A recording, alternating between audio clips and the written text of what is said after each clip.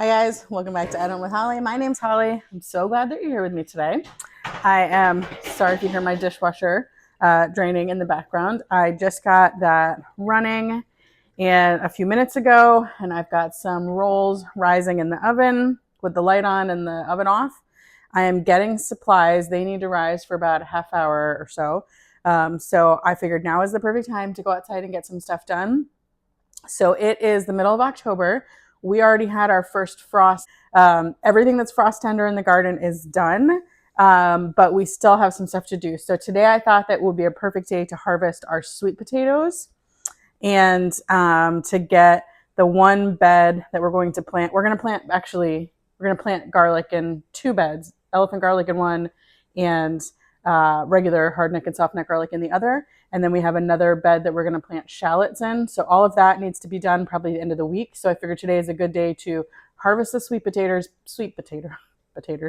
potatoes because the vines were killed by the freeze. And so it's a perfect day to harvest those, get them curing. I'm going to gather my supplies. We've got a bowl. Oh, and while we're out there, I want to harvest the Birdhouse Gourds. They can cure outside, but I just want to bag them up and hang them in the garage to finish curing in there. So I'm going to gather, I've got some gloves, some snippers, and some things to amend the beds with, and we'll get going outside. I'm so glad you guys are here. So I have this third Geo bin that needs to be set up. So I've got that and a crate for the sweet potatoes in my bowl that has bags and gloves and stuff. I'm going to grab an iced coffee and some sunglasses because it's very sunny out, and we'll get to work. All right, we'll leave that there. Get this over to where I've started a third pile. Now, I don't have a lot of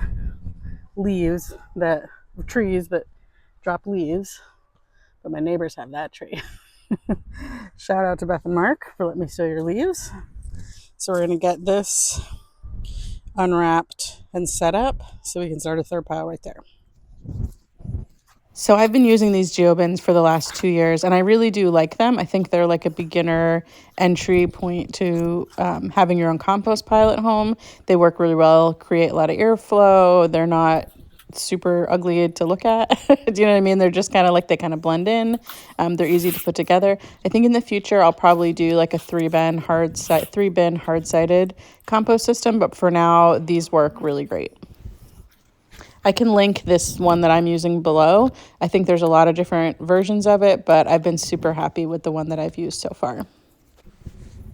Honestly, my favorite part of them right now is that they're not permanent, so I can test out different locations and see which one works best for my setup to where I want my compost to go. So I do like that they're movable. Okay, so I'll get a rake to pick the rest of that up, but you can see we're starting to fill up a third, which is great. So here are our Birdhouse Gourds that we grew, and I'm just gonna snip them off and put them in the bags that I usually grow melons in, and if they'll fit, and then hang them in my garage so they can finish drying. This is my first year and first time growing the Birdhouse Gourds. A couple things I learned is that the plants are very stinky, very aggressive, but other than that, they're kind of hands-off and easy to grow. You just have to cut them back a lot, a lot. So I just wanted to grow something that my daughter was excited about turning into a craft project, and these are perfect for that. So after they're dried out, we will be turning them into actual birdhouses, and she'll be able to decorate them. And she's just so artistic and talented. So I love being able to incorporate the projects that she does into the garden and having her be excited to have ownership in different projects that we're doing in the garden, whether it's decorating her garden bed with the flowers that she wants, or this year being able to, over the winter, decorate the Birdhouse Gourds and just add a little bit of Olivia to our garden in our backyard. So I'll let you guys know and keep you updated on the progress of our Birdhouse Gourds. But for now, we are going to have them hanging up in our garage, drying out, and it's time to clear out the beds. We got pretty great haul. I'll show you what they look like when they're all in the garage. But for now, There's 11 of them, and they're all in bags. And as soon as we're done with the sweet potato harvest, we'll go ahead and put them in the garage. So the first year I grew sweet potatoes, it was awesome. I planted about 5 or 6 slips. I had probably 40 pounds of sweet potatoes. It was easy. We had a great year that year in terms of natural rainfall and stuff, so I didn't think too much about it. The next year I grew them in the canvas grow bags for the second time, and the mice ate all of them out from inside the grow bag. So this year I grew them in hard-sided pots, but I did not water them regularly, and the bunny rabbits ate them slips. I ate the slips down to the nubs about 5 times over the period of the first 2 months. So not our best sweet potato year this year for sure. We had a few wins. We did have some potatoes to harvest, but probably about a quarter or less of what we would have had they been able to grow the whole time. So I've learned a little bit. I think next year I'm going to try setting them up on a drip system so they get the consistent water like they got the first year for sure. Oh, here's a good one. That's a great one.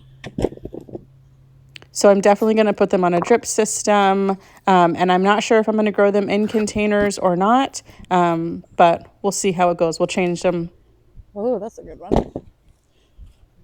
We'll change some things up to see if we can get a better harvest than we got this year, equal to or better than the one we got the first year. So either way, I'm grateful to have something. Something is better than nothing, which is what I would have gotten if I hadn't tried. And every year we're going to learn something, and we're just going to keep getting better and better. So not the biggest harvest we've ever had, but better than when the mice ate it, for sure.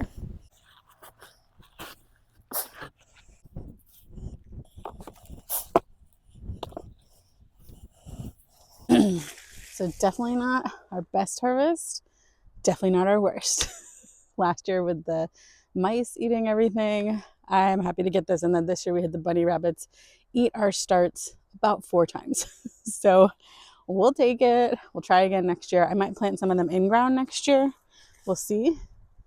We'll just try to change things up and be better every year. So I want to thank you guys so much for coming along with me on today's journey while we harvested our birdhouse gourds to get them ready for drying and curing, and harvested our sweet potatoes. I'm going to go get the rolls in the oven and enjoy a yummy snack for later. And then it's getting pretty close to when Olivia's going to be home from school. So we're probably going to call it here. And then tomorrow I will come back out and finish getting these beds ready for garlic. And of course, I'll take you guys along with me for that. So thank you guys so much for all the likes and the comments and the shares. I appreciate you guys so much. If you haven't subscribed, please consider subscribing. We have a whole lot more growing and preserving and building and fun projects to do. So can't wait to see you guys next time. Bye, friend. So I forgot to take a picture before they were sampled, but my rolls that we were working on, they did come out pretty good. So I love these rolls, super soft, easy to make. Of course, I couldn't leave without showing you guys where I'm going to be hanging the birdhouse gourds. This is inside my garage on the cattle panel that I have hanging on the wall. This is where I dry my onions, garlic, shallots, and now birdhouse gourds. See you guys next time.